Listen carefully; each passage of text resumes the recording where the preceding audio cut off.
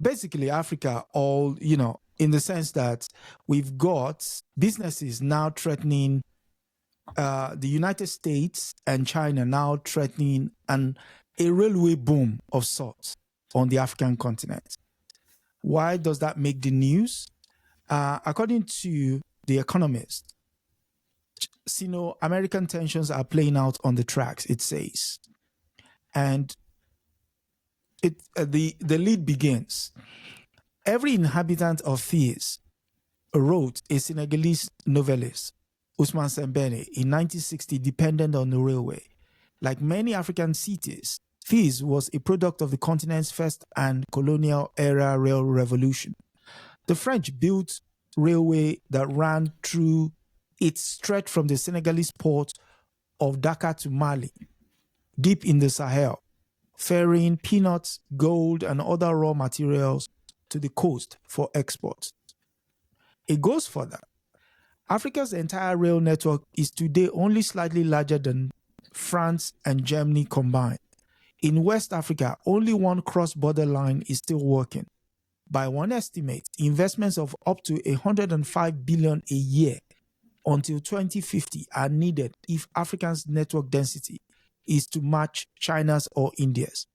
Yet, between 2012 and 2022, total private investment in rail infrastructure was no more than 6 billion, according to the World Bank. This is where it gets interesting. In Angola, a 1,300-kilometer colonial railway from the port of Lobito across the border to the copper mines of Congo is being revamped. In Zambia, officials hope that 800 kilometers of track will soon be laid from the northern copper belt to the border with Angola.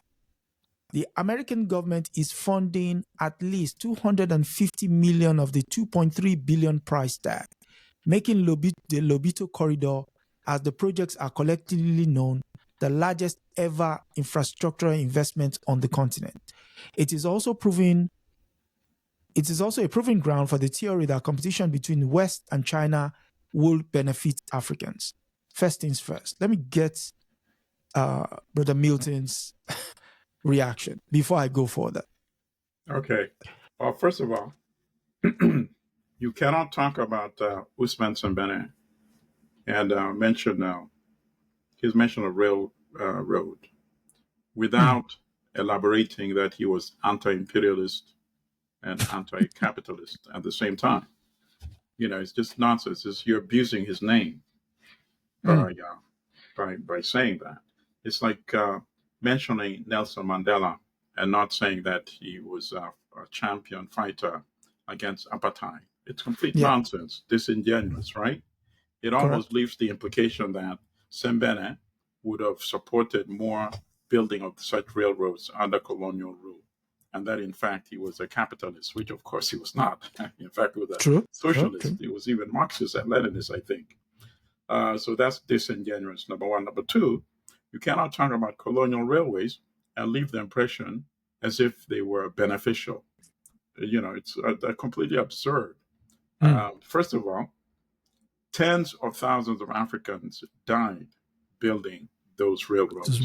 I think building the one from the coast to Brazzaville in French Congo.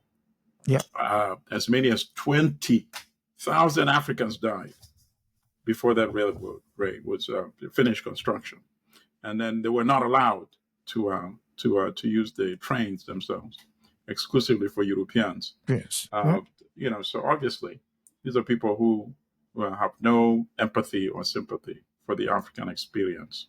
So that alone raises red flags for what is to come after that. And then, of course, it goes on to lay the same neocolonial construct. In this case, not even neocolonial, it's colonial. The colonial railways were built to go to the location of the resources and to extract the resources out of the country. And that's exactly what they're doing once again. They are calling this a boom. It's not a boom. It's very specific. These monies being invested are not throwing darts against the wall. You know, they Facts. know where it's going. They know exactly what they're going to get for these investments. There's no risk at all. The returns are going to be very, very, very soon and very, very fast. Because as you know, the countries mentioned produce much of the world's essential mineral resources, particularly in this era of electric cars, you know, copper and cobalt, you know. Once you mention Zambia, Angola, Congo, that's it. You have the market cornered. And that is why the United States is once again making this significant investment in on the African continent, such an investment that it's never made before. As you know, most of the major railway construction projects in Africa, whether it was the one in beginning with the one in Tanzania in the 1970s, Tanzania-Zambia Railroad, that was built by China. The major one in Ethiopia, and then the one going from Ethiopia to Djibouti as well, that was built by China. The one in Kenya, that was built by China. So now the U.S., of course, is doing it because the United States is afraid that China was cornering the market for copper and for cobalt. And that's why the U.S. is spending this kind of money. So you don't see any altruistic spending to... Oh, absolutely not. And actually, we don't even need that. But what we need is actually the kind of money that the economist is talking about. What was it, 100 billion? 105 billion per year until 2050. If that kind of money were put, that kind of money went into building factories in African countries, can you imagine how many jobs would be created? You know, a lot of these railway jobs, a lot of them are going to go to technical people who are going to be, well, if the railway is built by, traditionally it's been built by China, and as you know, they brought a lot of Chinese workers. So imagine if they're putting their money, they're going to bring many Western so-called experts for these jobs as well. We need investment that creates jobs for Africans, investments that create sustaining jobs. Because once you built the railway, okay, now you're extracting resources and you're selling it at prices that you yourself don't control, right? Yes. Now, let's say, 10, 15, 20 years, we shift to a new product. Now, nobody's that much interested in your copper and cobalt. As you know, with these resources, the price is cyclical. There's always a peak, and then when they shift to other products, then of course there's a drop, as you said. Which impacts. We can't depend on that kind of economic model for development. We need to create factories, build factories that use our resources to produce. And now we are producing a lot more. And now you're actually, first of all, increasing the domestic economic activity within each and every African country. Okay. And then after that, so you're increasing intra-African trade amongst African countries and between African countries, you see? And that's what we need to do. Okay, I would like to touch on this last aspect here. America hopes rail investment can pull the resource-rich region into its orbit and secure the minerals critical for the transition to green energy, which is what you alluded to earlier. Yeah. Africa is home to around 30% of the world's mineral resources. Zambia and Congo are Africa's largest producer of copper, which is used in solar panels and wind turbines. Congo is the world's largest producer of cobalt, which is used in batteries for electric vehicles. And Angola has 36 of the 51 minerals critical to renewable energy technologies. Yep, think about that. Can you imagine? And we're sitting on all the wealth we need. We just don't have control over it. We don't use it to produce the stuff that they use it to produce, and then they sell it back to us at exponentially higher prices. Now, there was one part that stood out to me in this article, which is the last part, then we'll move on. It's that the government in Guinea, like those in Angola and Zambia, is keen to reduce the dominance of Chinese mining companies and to diversify its foreign partners. Last year, it renegotiated the license for a 20 billion iron ore mine in order to ensure that a consortium of Chinese firms teams up with Rio Tinto, a Western mining giant, to jointly finance more than 600 kilometers of fresh tracks from the pit to the sea.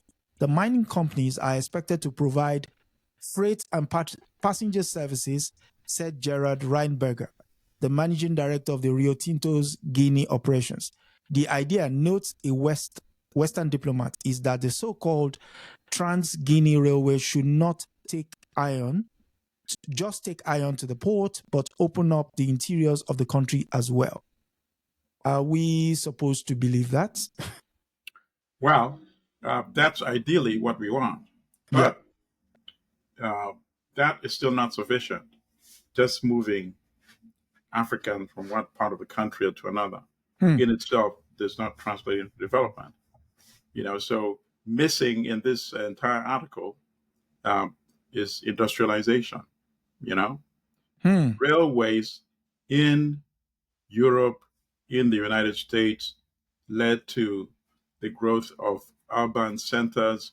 It brought these workers who were then employed in these factories, who were then producing manufactured output.